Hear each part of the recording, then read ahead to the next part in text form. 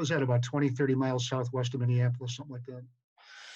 I'd say it's about a 35, 40-minute drive. Yeah. Okay.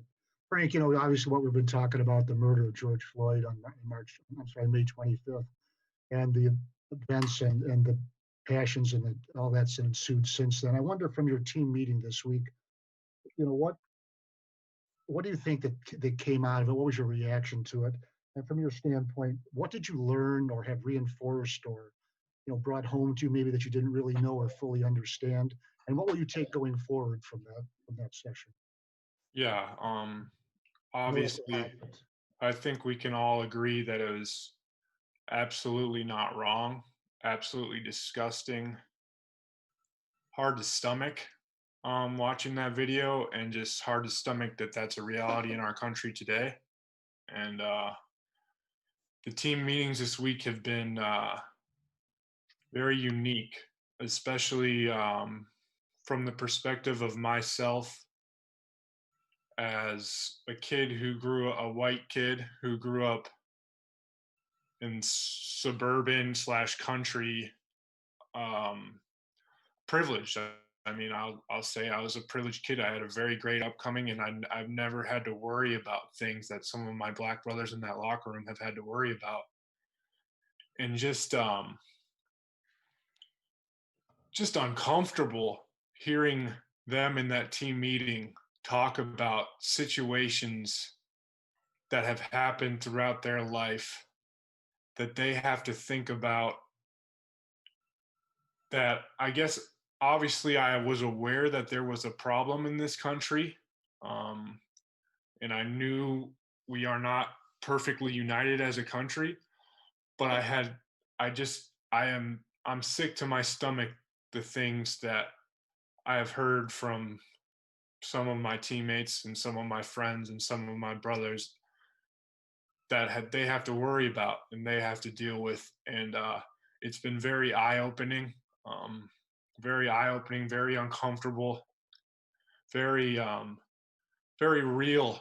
And I've just been trying as a white person, just trying to listen and trying to just let them know and let really every black person know that I don't want to be a part of that problem anymore. I want to be there with them. And I know I can't really ever put myself in their shoes, but man, I want to help make it better. And that's kind of been the theme this week in our meetings is we're all trying to learn, we're all trying to listen, and we're all trying to be together. Kyle, Mikey? Frank, thanks for your time, man, and some good stuff there that you just said. I'm just curious, you have an interesting perspective as a guy who's so close to the center of this whole thing, at least currently. And I'm curious, one, Frank, what was your reaction the first time you watched the video? If you can walk me through that. And then what's it been like being so close to Minneapolis? What's it been like being so close to where this is going down for you? Yeah, watching the video, like I said, it's, I mean, what do you say? It's disgusting, inhumane, anger. I mean, just confusion. Like, how is that even a reality today in 2020? I mean, there's so many good things in this world, and how is that even a reality? It's just a lot of confusion. That was kind of my reaction, just like, what the heck, And being so close to the Minneapolis, and obviously that I'm in Minnesota right now. I think it's just, I guess, as a privileged person, I guess it's made it more real and it's opened my eyes even more. And I think it's a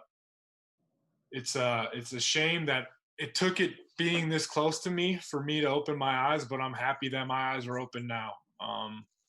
Just being able to realize like how people are in so much pain and so sad, and I guess see familiar areas and see a lot of kids and friends of mine being part of the. I mean, you guys watch the news and there's a lot of riots and stuff. There's a lot of good things happening right now in Minnesota. Peaceful protests, great gatherings honoring George Floyd. And that's been the cool part to see people rally, see a lot of my friends rally from high school, in my neighborhoods trying to help. And, but it's been a very eye-opening experience where I'm just trying to figure out the best way we can all help for a long lasting change. And I'm just trying to listen and be there. If I can just sneak in one quick follow-up too. Again, more good stuff, Frank, and I appreciate it. We just talked to Duron Harmon a couple hours ago, and he was saying it's way too early to project what's going to happen in the season, but he was saying he anticipates there will be some kind of silent protest.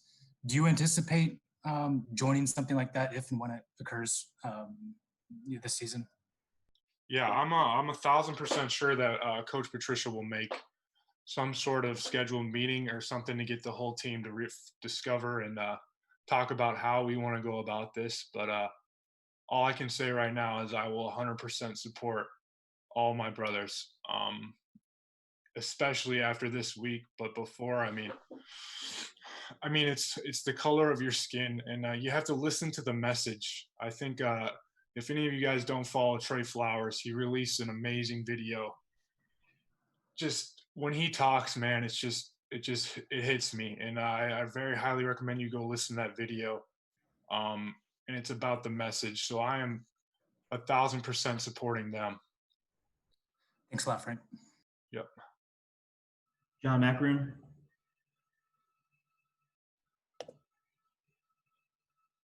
All right. Frank, thanks for taking the time to talk about these issues. I really do appreciate it. I do have a football related question. I'm just curious how excited you are about the potential of the running game this year with Kerryon, DeAndre, Bo, along with Ty and Jason. Seems like the potential for a solid rushing attack this year. Yeah, I'm always excited about the thought about running the ball. And obviously we added some weapons. It's kind of been an emphasis in coach since I've been here and with Coach Patricia. And I'm definitely excited to see what we can do this year. But the one thing that running the ball is all about is the toughness. It's the hard work. It's the dirty work. And that's kind of something that we can all, even though it's different virtually and different on our own, we have to take it day by day. And I'm just trying to work my tail off individually here in Minnesota in my mom's basement, trying to get to be the strongest, toughest guy I can be so that we can help and we can pound the rock this fall. But I'm definitely excited with the weapons we've added, and I'm always excited about running the ball. Dave? Hey, Frank, good to see you. Thank you for joining us and for sharing your thoughts on all this. I was just curious, like Kyle said, being so close, have you gone out to any of the protests, and why or why not? And has there been anything in your town, a half hour away? I know some of these are starting to reach the suburbs, some of the protests now. So I haven't made it out to anything, but we've had a lot of how would you even put that? We've had a lot of drives where people are raising money and collecting supplies, and me and my fiance have been able to donate some supplies and some money to some different fundraisers. And my fiance is actually going out tomorrow to help hand out supplies, so that's very cool. And what was the second part of your question? Well, I was curious if any of the protests had reached, your area. Some of them are starting to leave the cities now and reach the suburbs. So there hasn't been anything in my area as far as I'm concerned, I think. Okay, thank you. Yep. Mike Rothstein. Hey, Frank. Thanks for talking and for sharing your thoughts. Kind of want to follow up on something you said earlier when you're kind of listening. What are you learning about maybe yourself and your privilege and what you're trying to do differently from hearing the stories of your teammates? I just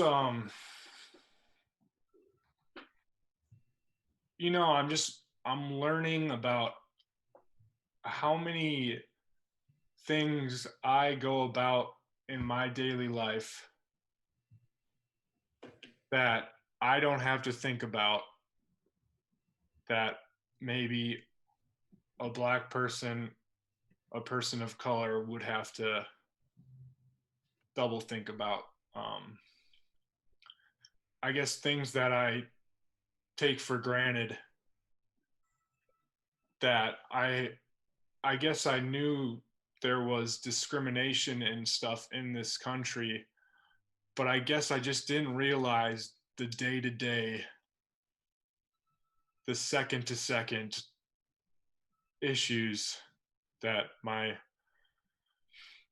teammates, friends, brothers have all had to go through. And that's been the most eye-opening and heartbreaking to me. Wojo? There we go. Frank, in the midst of all this horrible turmoil and the death of George Floyd, there's still also the pandemic going on or fading at least, and you guys are going to be going back to work as well. Do you have any trepidation about safety concerns going forward now with the actual football, as far as measures in place to protect you guys? How do you feel about that? I don't know. I'm a 24-year-old kid. I don't know any better. I guess I just want to be protected like every other person in America would be protected, but I'm definitely eager to get back to work. I'm not smart enough to answer that question, but hopefully I'm healthy and as safe as the NFL can make us. I'm all for it. Got time for a few more questions, guys? I have one more if I could, Frank. Was there one when you talked with your teammates and you said you mostly listened and they told stories? Was there one thing from one particular teammate, one incident, one thing he said that stuck with you more than anything else? I would say it's hard to put a thumb on one specific incident. There's been so many stories and so many remarks that have really stuck with me. Yeah, I couldn't say one in particular. Sorry. It's okay. So John Neo, then Tim. Hey, Frank, thanks again for doing this. I'm curious, have you thought about what it's going to be like? I mean, this has all been happening virtually, these meetings and people sharing their stories, et cetera. Have you thought about what it's going to be like to sort of physically be together and how that dynamic is going to feel? Are you asking in terms of in terms of some of the conversations? In terms of some of the conversations conversations that have happened, just some pretty raw emotional sharing of thoughts on race and et cetera. I wonder how you think that might feel when it's in person. Well, I think it needs to continue. That's 1,000%. It can't stop here. And in person, it'll be good to. I mean, you can feel raw. I can't believe how many raw emotions I've felt through a webcam this week, but in person, I imagine it's going to be even more. And I'm looking forward to those discussions, and I think it'll be good. It'll be uncomfortable, and I think us as white people, Coach Patricia always says about just competing and just in general, ultimate competitors get comfortable being uncomfortable.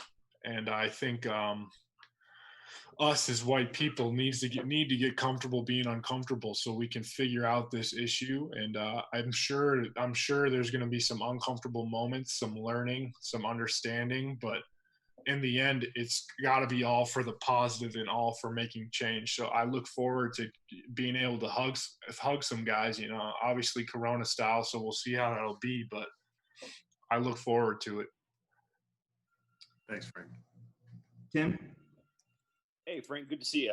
After we talked, we drafted Jay Sean. We talked to him, and he said you guys kind of grew up together. You guys went to a lot of those camps together. I'm just curious, have you guys connected at all during this, worked out at all, and what kind of football player are the Lions getting in him? Jay Sean, when Jay Sean and I met, I'm a year older than him, so I must have been a junior, and he was a sophomore. And we got connected through a familiar face.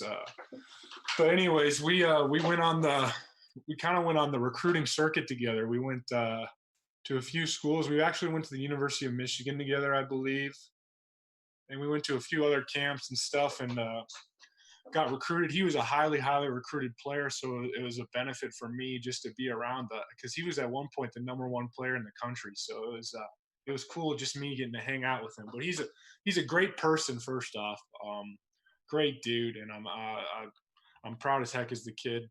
He's a hard worker, and he definitely wants it. That 1-2 is definitely there. So I look forward to seeing how he does as a Lion. All right, we got time for 3 more. We'll go Woody, Chris Burke, and back to Kyle. Thanks a lot, guys. How you doing, Frank? Good to see you. Sorry.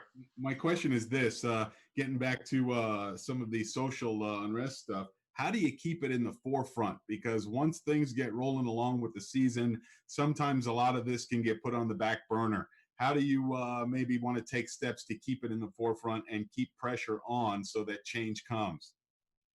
We've had that. I think that's like we've had those discussions, and I think one of the main keys is discussion. And from my perspective, just listening, and then there's been a lot of great minds. Someone said this in the meetings this week. There's been a lot of great minds trying to fix this problem in our country in a long time, and it's obviously still a problem. So this is something it's not going to happen overnight. It's not going to happen just like that. And I think we just need to find our ways to eliminate racism, eliminate and wipe it out as a whole. And I don't have the answers for you. I don't have the solution. I just think we just need to keep it in the discussions, keep it relevant, keep it in the loop, take actions, whether it's voting or whatnot. But we need to keep it relevant until it's gone, to be honest. Chris?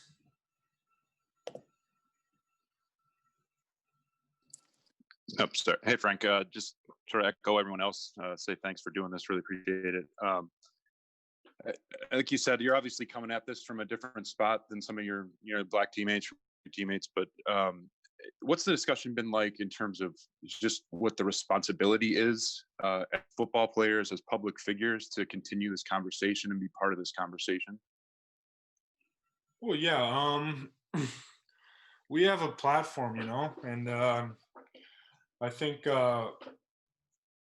all of us, as even with my platform, but all of you guys, anyone who's white, the challenge that my teammates have brought to me, that I've one of the messages I've got is it has to be not in the public spotlight. Like, it's easy for anyone like me to come out and say, I'm against racism, I'm against everything, but I have to be holding my friends in a private conversation accountable. I have to be holding my neighbor who might have said something that's not acceptable. I have to hold them accountable. And that's the uncomfortable in this, because when you're in those comfortable situations, I guess that's when it comes out. And that's where we, as white people, have to rally behind Black people, because that's how we eliminate it. We eliminate it when people think they're most comfortable, and we make them uncomfortable with it, and we make it not okay. And with my platform and with our platform in the NFL, I mean, people look up to us, people listen to us, and people follow us, and people idolize us. And we can be on the forefront. And how we do that is we set the example. We walk the walk. We don't just talk the talk. And we try to solve these problems. We try to get those answers, and we try to be the right examples, because another way that you have to teach your kids the right way. I'm a 24-year-old with no kids, but people with kids need to teach their children that skin color doesn't matter. And that's another thing. And I think there's so many different branches, but us us with this platform, we need to exhaust every single road, every single branch we possibly can until it's gone. Thank you. Well, last question, Kyle. Frank, thanks again for your time, taking the time out from fishing to get us to chat. It's been some good stuff on white privilege in particular, I think. And I'm just curious, I don't know what your position was on kneeling back in 16 and 17, but what was your position then? Has it evolved as you've become more attuned maybe to, the racial dynamics in the country? I was in college, I believe. Here's what white privilege, I feel like some white people get defensive when people say white privilege. White privilege doesn't mean you've had a privileged life. Doesn't mean you've had no trouble, no problems, no adversity. It just means your skin color hasn't caused that problem. And what I've been able to learn from a bunch of very smart people, a bunch of people who are being impacted by this, is that I just need to listen. And the message has never been like, I'm a proud American. I am a proud American, and I believe this is the greatest country in the world. But just because something's the greatest country in the world doesn't mean it can't be improved. And people need to understand that there's always room for improvement. So I will do whatever. These are my friends, my brothers, my teammates, my college roommate, one of my best friends with Nate. These people need my help, and I will do whatever it takes to improve this country. So just to be clear, does that, if your teammates are kneeling, is that something that you would be open to in 2020? That's something that we'll definitely discuss. I mean, I can't guarantee anything. I think what I can say is I will be 100% support of them, and I don't want to jump ahead that far, but I want to talk with my team, and I think we'll come up with some sort of plan to be able to support them. Understandable. Thanks, Frank. Yep. All right, guys. Thanks again for everyone's time this afternoon. Thanks, Frank. Appreciate Frank, it. we appreciate it. Stay healthy. Stay safe. Thanks, Frank.